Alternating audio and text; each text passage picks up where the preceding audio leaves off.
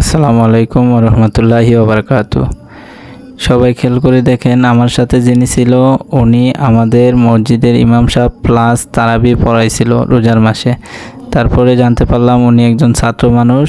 উনি এই ছুটিতে আইসা আমাদের এখানে 1 মাসের জন্য এসেছিল। তাই ওনার ব্যবহারে আমরা সবাই খুশি, আমাদের ব্যবহারেও উনি খুশি ছিল।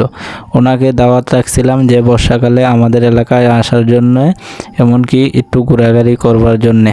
তাই ওনার সাথে যোগাযোগ ছিল। উনি অনেক ভালো মনের মানুষ। ওনার সাথে ওনার 2টা বন্ধু নিয়ে মাদ্রাসা থেকে আমাদের বাড়ির উদ্দেশ্যে রওনা দিল।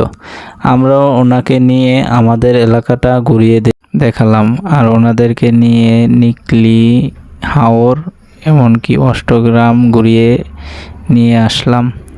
তাই সবাই ওনাদের জন্য দোয়া করবেন। ওনারা ছাত্র মানুষ, বড় আলেম হবার অনেক ইচ্ছে, আর আমার জন্য দোয়া করবেন। আর আমিও সবার জন্য দোয়া করি। সবাই ভালো থাকবেন।